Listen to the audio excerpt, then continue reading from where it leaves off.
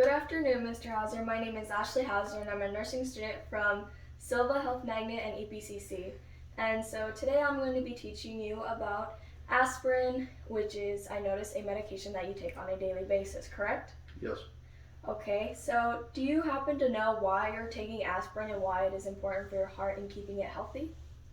I take my aspirin because my family had history of heart disease and they had heart attacks. So I take it to reduce my risk for a heart attack. Okay, and do you know why it keeps your heart healthy? It keeps it thins my blood a little bit so it doesn't stick together and so it won't cause that plaque buildup. Okay, so to start off, we're going to watch a small video, and it's going to be basically explaining to us what aspirin is and what it does in your body. Aspirin. It lines the shelves of many pharmacies. If you're a man over 45, a woman over 55, then you should probably be on aspirin unless you have bleeding problems. Mayo Clinic cardiologist Dr. Stephen Kopetsky says a daily dose of 81 milligrams of aspirin, one baby aspirin, reduces the risk of heart attack for men and stroke for women. Well, aspirin affects platelets. Platelets are the components in blood responsible for clotting. If a tear happens in your coronary arteries, platelets help stop bleeding. But if the clot gets too large, it can block blood flow and cause a heart attack, or a stroke if it happens in your brain. Aspirin inhibits platelets from forming clots. Dr. Kopetsky says you can take any make of aspirin you want, but pay attention if you're taking coated aspirin, the type that's easier on your stomach. And there were some recent reports that coating inhibits the absorption and it isn't as good for you. And that was only true if it's an acute heart attack. So the coating does delay somewhat the absorption of the aspirin, but if you're taking aspirin every day, it's fine. You can take the coated.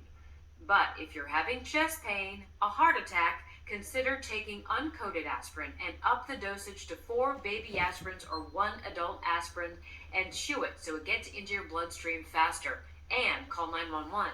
If you chew the aspirin, it will work on your platelets within about 45 minutes or start to block the clotting and start to lower your chance of dying if you're having a heart attack. If you swallow it, go into your stomach, it takes 2 or 3 hours. So for daily use, swallowing is fine. If it's acute, urgent use, it's better to chew it. For Mayo Clinic News Network, I'm Vivian Williams. And so now that we've seen what aspirin is and how it kind of works, we're going to cover a major risk while taking aspirin, which is bleeding. So we're going to cover some signs of bleeding that if you note, you should report to your doctor or healthcare physician. So the first one is blood oozing at your gum line. So let's say you're eating or you're brushing your teeth and you notice some blood, speckling, that you might be bleeding. Nosebleeds, increased bleeding. So let's say if you cut yourself, you notice that you're bleeding faster or you're bleeding with more volume than you usually do. Indigestion, nausea, and black tarry stools. And so if you were to notice any of these, you would want to make sure that you contact your healthcare provider because these are signs that you're bleeding because your blood is too thinned. Okay? Yep. Do you have any questions? No. No? Okay. So now we're going to just be covering a little game. So we're going to be covering some situations and things that you may be doing that are putting you at high risk for bleeding. We're going to cover why they're at high risk for bleeding and what we can do to lower the risk for bleeding. Okay? Okay. So the first one we have is cutting slippery fish while watching television. So do you know why this puts you at high risk for bleeding? Because you're not paying attention when you're cutting.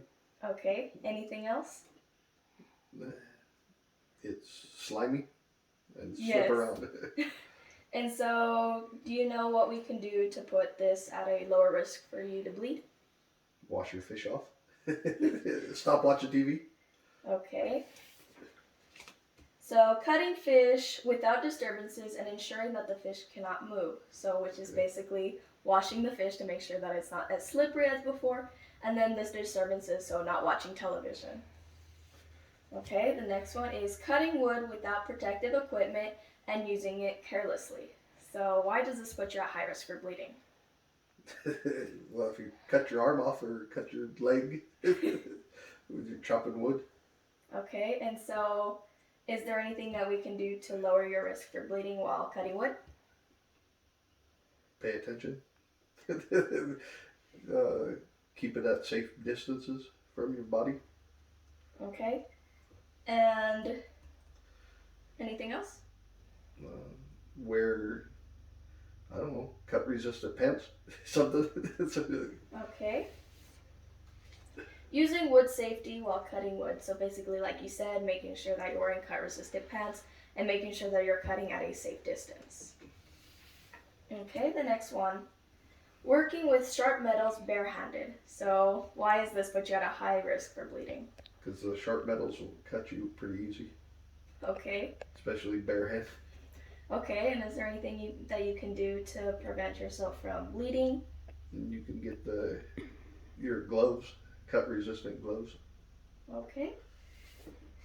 So using Diema, which are the cut resistant gloves when working with sharp metals. Okay. And then cutting roses near the stem of the bush. Do you know why this would put you at a high risk for bleeding? All the thorns and stickers on the bush. Okay, and is there anything that you can do to lower your risk for bleeding while cutting the roses? Don't cut roses. Oh. Use big choppers Okay. along the way. Okay. So cutting roses a few inches from the stems and avoiding the thorns, and then also using proper equipment while cutting the roses. So like you said, using the long snips. Okay. So do you have any questions, any concerns? No. No? Okay, well, thank you for your time, and I hope you have a great afternoon. Thank you.